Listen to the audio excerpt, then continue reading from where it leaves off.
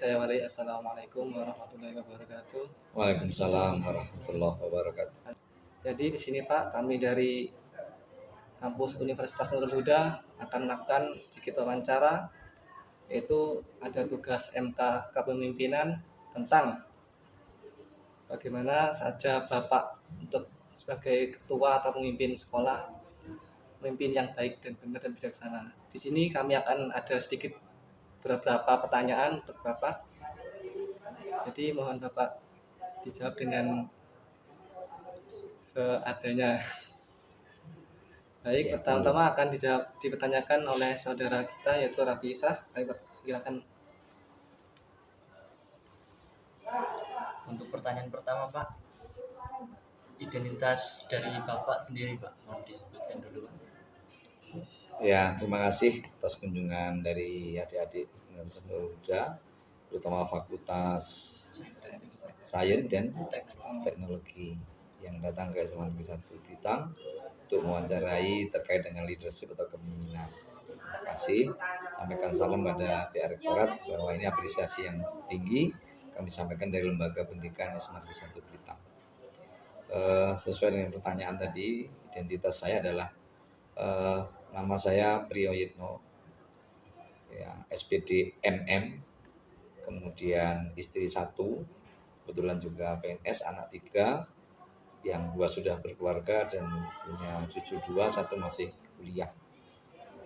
Apalagi terkait dengan apalagi identitasnya? Mungkin dari riwayat pendidikan Bapak.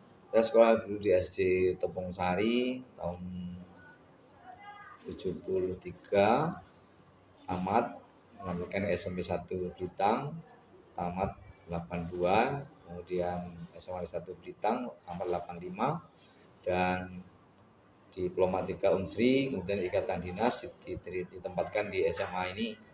Jadi alumni sini, kemudian ditempatkan di sini guru selama 17 tahun.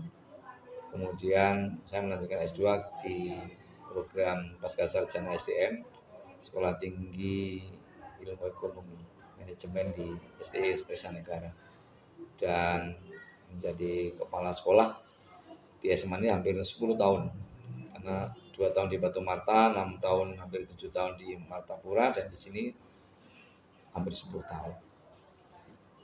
Ada lagi? Untuk pertanyaan selanjutnya Pak, identitas dan sejarah dari sekolah ini Pak.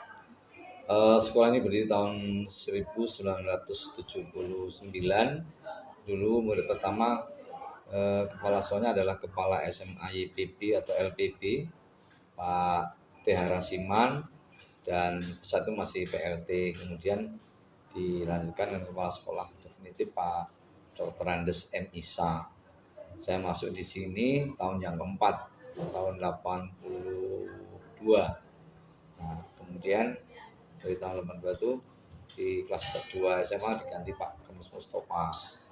Pak Kemus Mustafa kemudian diganti oleh Pak Rusdi, kemudian diganti lagi dengan Pak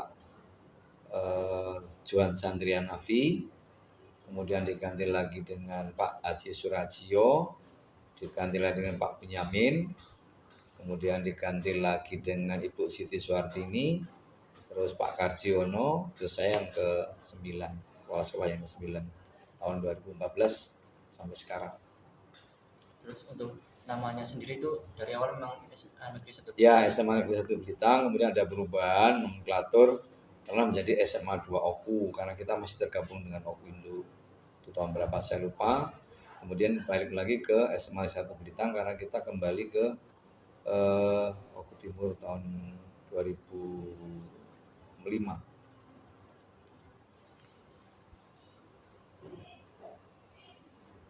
Untuk pertanyaan selanjutnya Pak, kriteria pemimpin yang baik itu seperti apa menurut Bapak? Yang baik. Kita tetap mengacu pada Rasulullah SAW bahwa kita ya tabligh, kemudian amanah, kemudian fatona, dan sidik itu yang tidak bisa kita pungkiri, walaupun sifat Rasulullah, tapi paling tidak kita ngacu ke sana. Ya kita orang yang kriteria leader atau itu ya harus amanah. Amanah itu dapat dipercaya kan. Sidik jujur ya, kemudian tablek menyampaikan dengan benar, tidak dengan ada kepalsuan, fatona ya, cerdas. Nah, orang dalam bahasa kepemimpinan itu orang yang pintar belum tentu bijaksana, tapi orang yang bijaksana pasti pintar. Nah, itu. Jadi itu yang pertama kalau kaitannya dengan agama. Kemudian kaitannya dengan kepemimpinan nasional, kita harus ing ngarsa sung tulodo, ing madya mangun karso, tut urihandayani. Kita sebagai pemimpin di depan kita harus memberi contoh. Di tengah kita harus tidak hanya merintah, kita juga ikut terjun. Di belakang kita motivasi kawan kita, sehingga itulah kriteria pemimpin yang baik, yaitu tadi ada patona, sidik, tablek, amanah, itu prinsip. Walaupun itu sifat rasul, tapi itu kita jadikan ibroh sebagai pelajaran. Kalau rasul saja seperti itu, kalau bisa ya itu yang bisa ya rasul, tapi kita kan paling tidak meneladaninya, karena lakot kanu lakum virus rasulullah usmatun hasan. Apalagi Ini Pak ada beberapa pertanyaan. Ini bagaimana cara Bapak membangun komunikasi antara anggota atau bawahannya Pak? Yang etis itu seperti apa? ya, kita ini menerapkan kolektif kolegial. Kepemimpinan itu tidak otoriter, jadi kepemimpinan bersama. Artinya begini, saya tidak menganggap di bawah saya itu sebagai anak buah yang harus siap diperintah, tapi bagaimana kita kolaborasi untuk menciptakan suasana sehingga sekolah ini terbangun dengan baik. Tidak ada bawahan, tidak atasan, tapi tetap kita menjaga jarak. Bagaimana kita seorang mungkin saatnya kita bergurau, saatnya kita mungkin serius, nah itu tetap kita jaga. Tapi tetap namanya kepemimpinan ini saya menganut kolektif kolegial, kebersamaan kita bentuk sehingga insya Allah menjadi lebih baik dan tidak ada istilahnya tidak ada jarak antara pemimpin dengan yang dipimpinnya, tapi tetap ada prinsip bahwa kita berdiri sebagai seorang yang dituakan di sekolah ini. Oke, jadi seperti ini Pak, ada pertanyaan juga. Ketika seorang pemimpin dan anggotanya itu ada memiliki sebuah konflik Ya, atau tidak satu pemikiran. Nah, gimana menurut Bapak tanggapan untuk sebuah konflik tersebut Pak? Apa yang dilakukan? satu organisasi atau lembaga itu tidak mulus, pasti negara saja yang dipimpin oleh seorang yang sudah diamani oleh Allah memimpin negara itu juga ada intrik, ada dinamika. Nah, sikap kita sebagai orang pemimpin tidak emosional, harus dengan kolbu, dengan hati. Kita tidak bisa secara kemiliteran karena kita orang sipil. Jadi kalau militer itu kan mampu vertikal komandonya. Kalau kita tidak seperti itu, kita menggunakan pendekatan humanis yang kita menggunakan istilah obat nyamuk. Ya, lingkaran itu dari luar ke dalam, kita bangun yang luar, kita tarik ke dalam. Nah, sudah dalam kita akrabkan lagi. Itu teori obat nyamuk. Jadi dengan ketika ada intrik, ada konflik, kita tidak boleh menjustifikasi akar masalahnya apa. Mungkin itu justru menjadi muhasabah bagi seorang leader. Jadi bagaimana kita secara pendekatan humanis kita selesaikan, karena tidak semuanya pemimpin itu benar. Kadang bawahnya juga mungkin ada yang lebih benar dari pemimpinnya, kita akui itu. Kita tidak selamanya itu jadi pemimpin benar, karena itu juga dicontohkan bagaimana Umar bin Khattab sebagai Khalifah Rasyidin itu memimpin juga, kalau dia salah ya mengaku kesalahan. Jadi tetap diselesaikan secara humanis dan tidak dengan emosional, dengan hati. Dengan cara bagaimana? Banyak caranya, teknisnya banyak, dengan mungkin memanggil atau mungkin dengan kita nimbrung dalam satu pembicaraan sehingga orang tidak tersinggung, sudah mengakui kepemimpinan kita. Ini ada juga pertanyaan Pak. Jadi gini, bagaimana cara Bapak memimpin dan bisa membuat sekolah ini semakin maju Pak dan berkembang? Bagaimana cara Bapak melakukan semua itu? Ya, antara kata dengan tindakan itu harus sesuai, sehingga kita tidak hanya berucap dan kita tidak bisa menunjuk seperti ini. Kalau bahasanya tunjuk lurus kelingking berkait, ya orang bisa nunjuk kesalahan orang, tapi justru kita yang banyak di kita kan tunjuk lurus kelingking berkait, ini tunjuk kita. Artinya kita bagaimana memotivasi. Tadi saya katakan itu ada prinsip tuturi handayani. Di belakang kita motivasi, stimulan.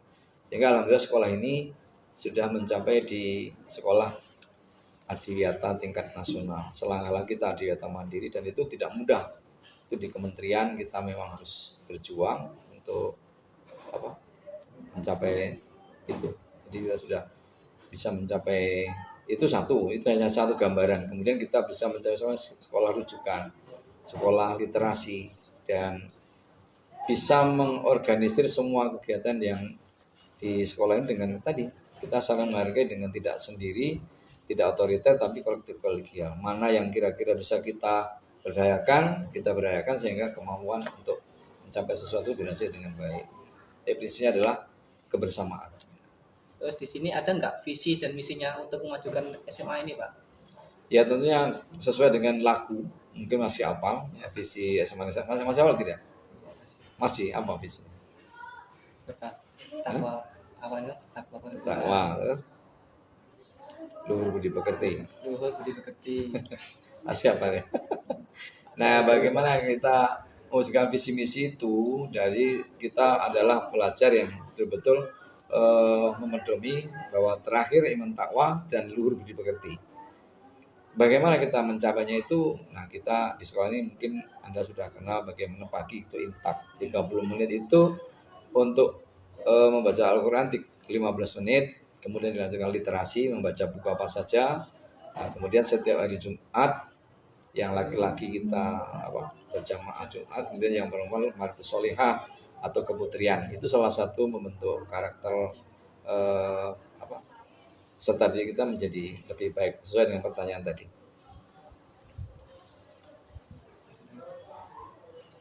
Pak, Ya. bagaimana Bapak membangun manajemen yang baik dalam kepemimpinan? Ya itu tadi, manajemen yang baik itu kan kalau kita bisa disukai oleh banyak orang. Nah, bagaimana menciptakan banyak disukai? Kita tidak harus menggunakan reward, tidak harus menggunakan hadiah, tapi bagaimana kita tunjukkan sikap kita, komitmen kita terhadap sekolah ini. Saya pulang sampai sore, makanya semua staf pembantu pimpinan juga ikut pulang dari sore. Mengapa? Bagaimana kita melihat sesuatu di sekolah ini, apa yang kurang, harus kita punya inovasi. Kita kepala sekolah tidak bisa berpangku diri, kita inovasi dan berimprovisasi sehingga sekolah ini betul-betul anak-anaknya kerasan sampai sore hari dan gurunya juga bisa kerasan. Apa salah satu untungnya ya adanya wifi itu seperti itu. Nah, yang jelas gerakan kita, sikap kita yang harus selalu konsisten, tidak seperti dalam tanda kutip seperti air di atas daun keladi. Nah, kalau mudah sana mudah sini. Jadi komitmen kita, kalau tujuan kita belum berhasil, tetap kita maju. Nah, kira-kira seperti itu. Menurut Bapak, ada nggak saran untuk calon pemimpin di masa depan nanti, Pak? Ya, saya kira gini. Kalau kita ini dalam era sekarang globalisasi ini, saya kan dari kecil ikut pramuka. Jadi kalau mau bagus, ya ikutlah pramuka atau pandu. Kalau mungkin dulu di salah satu contoh Jenderal Sudirman itu dulu pandu namanya. Ada pandu Hizbul Wathan. Dulu ada pramuka. Dulu ada pramuka Muhammadiyah, ada pramuka NU, ada pramuka Persis, namanya kepanduan.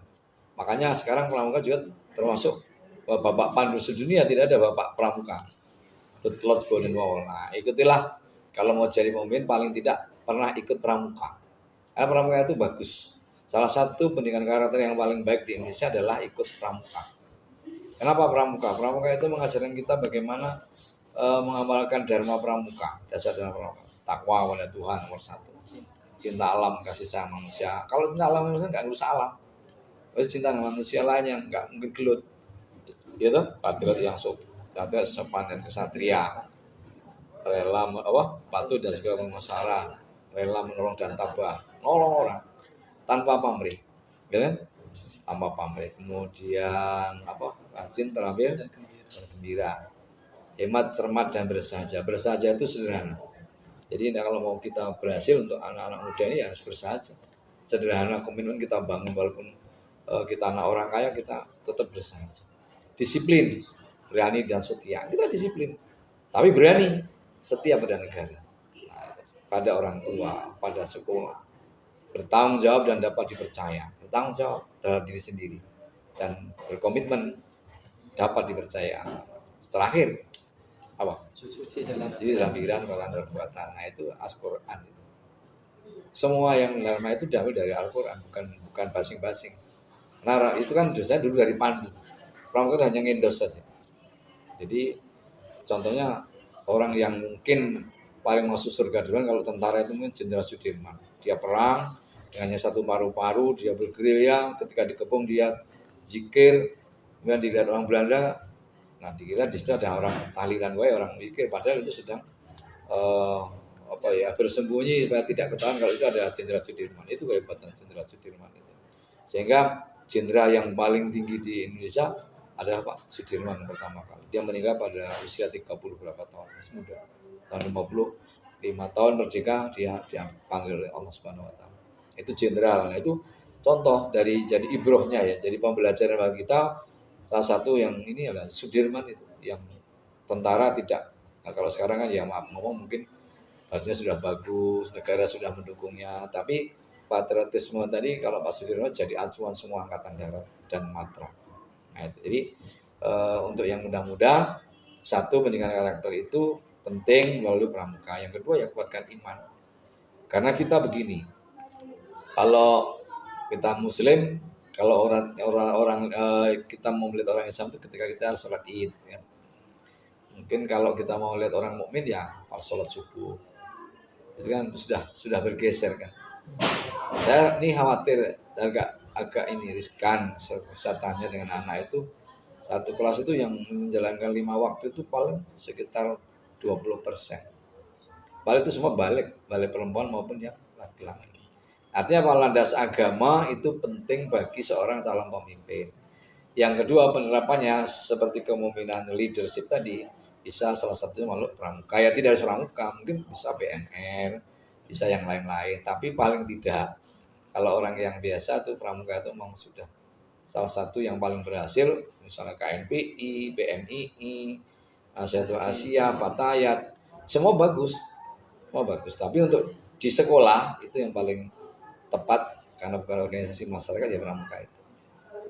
Nah, itu kira-kira motivasinya untuk yang muda-muda bersikaplah pertama tetap landasnya iman dan takwa. Yang kedua bagaimana pilih organisasi yang bagus. Jangan organisasi nanti yang di zaman era modern kita masih datang ke tempat orang-orang sakti biar tidak empan bacot.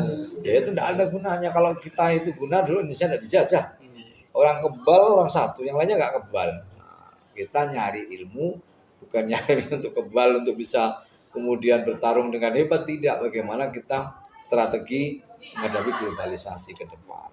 Itu bonus demografi tahun 2045 itu ya mungkin mudah-mudahan tercapai. Jadi saya berharap jangan mengamalkan ajaran-ajaran yang menurut kita merusak akidah. Itu kalau misalnya kita mau tidak kebal, yang melanggar akidah Rasulullah saja perang giginya patah, nuhnya terpanah. Kalau mau sakti lah Rasulullah itu dulu. Artinya kapan keahlian dia perang Nabi nembas juga orang. Membunuh orang kafir, tapi kan tidak harus dengan awalnya kebal tempat ditembak, nggak ada lah. Itu yang mudah sekarang berpikirnya harus sama. Rasulullah patah, Umar bin Khattab juga meninggal. Nah, kan nggak ada orang sakti, yang sakti milik Allah. Nah, itu saja. Kita yakin bahwa kalau sudah sholat iya karena abu dua iya karena setengah hanya kepada Allah menyembah, jangan pertolongan. Ihdinas siratal mustaqim. Itu saja. Kalau sedikit saja kita berubah, kita menjadi kafir ya. Tapi jangan mudah mengkafirkan orang, itu juga salah. Orang ngafir kok dewi kafir dewi. Nah, kira-kira ya. Kalau mau wiridan, mau apa nggak apa-apa, itu tujuannya kita berikan pada Allah, bukan untuk cari ilmu, untuk cari kekuatan untuk orang panti baco. Ya, nanti banyak yang kalau di Jawa dulu umuran saya itu banyak mondok, tapi yang dipelajari malah ilmu seperti itu, pulang nggak jadi kiai, malah jadi garong. Didukun Pak ya. Jadi yang Gus Baha, kalau ngajarin tuntutan Gus Baha, Was, Abdul Somad itu orang-orang yang milenial tapi modern. Kalau Gus Baha itu memang luar biasa. Saya kagum kalau itu ya itu orang yang bisa jadi teladan kita. Kalau yang di TV itu misalnya Ustadz baru bisa 1 atau 2 ayat, duit karena duit, lain itu sudah lain. Nah, saya kira itu. Apalagi? Ini Pak, ini ada sebuah peristiwa Pak. Misalkan Bapak itu kan sebagai kepala sekolah SMA Negeri 1 Blitar. Nah, juga sebagai kepala keluarga di rumah. Nah, ketika di situ ada peristiwa, di situ Bapak ada misalnya ada rapat besar di SMA Negeri 1 Blitar. Dan di rumah juga itu ada suatu acara. Itu juga suatu acara yang tidak kalah penting dengan acara SMA Negeri 1 Blitar. Iya. Nah, jadi Bapak, bagaimana tanggapan Bapak atau respon Bapak untuk menghadiri kedua itu? Apakah mengutamakan yang mana dulu, Pak? Kalau di sisi keluarga itu kan orang memimpin keluarga harus tenang dulu. Ketika kita ini memimpin keluarga tapi tidak tenang, kita memimpin satu lembaga, itu juga tidak pas. Jadi artinya kalau itu memang sangat urgent, selesaikan dulu masalah keluarga. Di sekolah bisa ke kepala sekolah. Tapi kalau tidak terlalu urgent ya tetap kita ke sini. Misal di rumah itu ada misalnya kenduri atau mungkin akikah, itu kita hadir tidak apa-apa. Tapi kalau ada konflik keluarga, misalnya anak kena masalah, ya kita harus utamakan masalah, selesaikan dulu. Karena yang namanya mengatasnamakan kepentingan umum di atas kepentingan pribadi terjemahnya tidak seperti itu. Nah, ketika di rumah ada tamu, misalnya tamu dari mana yang itu tamu jarang ketemu, tapi sekolah itu penting ya, sekolah dulu. Misalnya kalau urgensinya itu membutuhkan kita tanpa kita tidak selesai, maka yang di sini tunda, selesaikan di rumah. Tapi kalau bisa dilakukan di waktu. Kalau urgent sangat, maka kita bisa ini karena banyak kolektif kolegial tadi kan. Bisa, misalnya masalah apa? Masalah orang tua kesini marah-marah, saya ngomong dengan Mas. Oh ternyata sarana kurang, masalah di sini saya tunjuk dengan prasarana. Ada siswa yang berkelahi, saya tunjuk kesiswaan masih bisa. Tapi kalau anak saya siapa? Misalnya itu kan contoh. Tapi kalau misalnya terkait dengan masa makan enak di rumah bisa kita tinggal. Nah itu kan tidak harus saya, misalnya tidak harus saya yang menyampaikan seperti itu. Jadi lihat urgensinya ya. Jadi lihat psikologi. Iya, psikologinya. Kondisinya. Mungkin cukup Pak pertanyaan dari kami. Jika kami ada kata-kata yang kurang sopan, kurang berkenan di hati, kami mohon maaf dan kami ucapkan ribuan terima kasih atas jawaban yang Bapak berikan. Semoga jawaban yang Bapak berikan bisa memotivasi kami semua Pak Ya. untuk sebagai calon-calon pemimpin yang baik dan benar. Amin. Terima kasih sekali lagi, apresiasi buat Universitas Garuda dan Fakultas Sains dan Teknologi yang sudah berkunjung ke SMA Negeri.